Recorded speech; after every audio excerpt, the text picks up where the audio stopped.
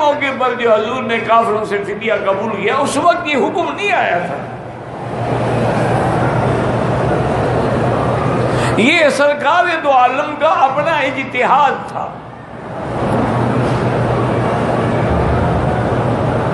جب قیدیوں کے بارے میں رائے لی گئی تھی نا تو سیدنا ابی بکر نے عرض کیا کہ یا رسول اللہ میری رائے تو یہ ہے ان کا بڑے بڑے مارے گئے ہیں ان کو چھوڑ دیں. یہ رشتہ دار تو ہیں نا آپ کے, دشمن ہونا الگ بات ہے, رشتہ داری تو ہے. ان کو رہا کر دیں. اور پھر یہ بڑے سردار لوگ ہیں, احسان یاد رکھیں گے.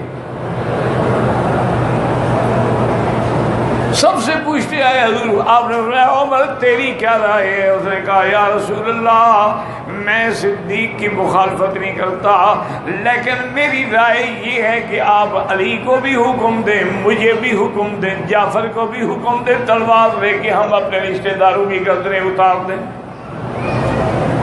حضور یہ کیا ہے, دشمن کو چھوڑ رہے ہیں, آج ان کا بیج ختم کر دیں, نسل ہی نہ رہے.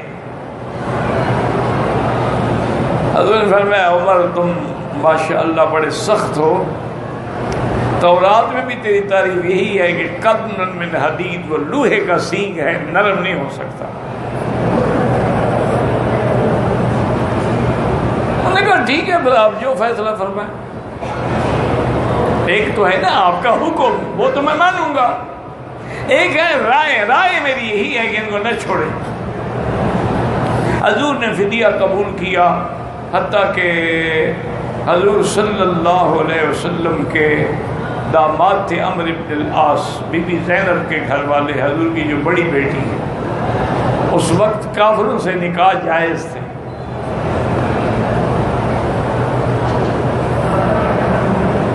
تو وہاں سے بی بی زینب نے کچھ پیسے بھیجے, کچھ زیورات بھیجے اپنے شوہر کو چھڑانے کے لیے.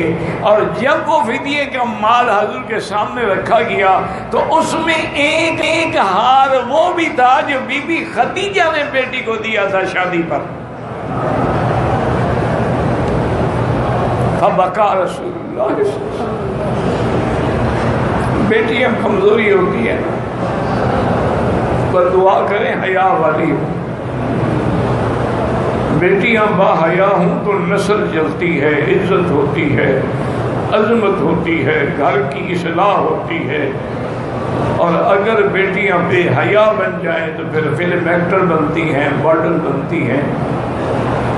انا للہ و انا الیہ راجعون. اللہ ان کو بھی ہدایت دے. ہم تو سب کے لیے دعا کرتے ہیں. ان کے اندر بھی دین تو ہے نا, اسلام تو ہے, لیکن مواقع نہیں ہوتے. حضور پاک نے جب وہ ہار دیکھا تو آپ رو پڑے, اور آپ نے صحابہ سے کہا کہ یہ وہ ہار ہے, میں نے پہچان لیا ہے جو بی بی خدیجہ نے اپنی بیٹی کو شادی پہ دیا تھا. چونکہ یہ اب سب لوگوں کا حق ہے, اگر معاف کرو تو میں یہ ہار واپس کر دوں بیٹی. کیونکہ یہ تو اب فدیہ سب کا ہے, تمام صحابہ اس میں شریک ہیں. انہوں نے کہا یا رسول اللہ بالکل آپ واپس کر دیں. حضرت عمرو بن العاص کو رہا بھی کیا, وہ ہار بھی واپس کیا, لیکن حضور نے فرمایا کہ ایک وعدہ کرو کہ تم میری بیٹی کو جا کے بھیج دو گے. وہ مکے میں تھی. حضور بڑی تعریف فرماتے تھے نعم الرجل, وہ میرا داماد کتنا اچھا ہے کہ اس نے مکہ جاتے ہی میری بیٹی کو بھیج دیا. اللہ کی شان ہے, پھر مسلمان ہو گیا, پھر اسلام بھی لے آئے, حضور کا داماد بھی رہا, اور حضور نے اپنی بیٹی اس کو اسی صاحب کا نکاح میں دے دی, دوبارہ نکاح بھی نہیں کیا, اسی نکاح کو برقرار رکھا. چونکہ زمانہ جاہلیت میں بھی باقاعدہ نکاح ہوتا تھا, خطبہ ہوتا تھا, گواہ ہوتے تھے. حضور کا نکاح جب ہوا ہے بی بی خدیجہ سے تو خطبہ پڑھنے والا ابھی طالب ہے, وہ بھی خطبہ پڑھتے تھے باقاعدہ.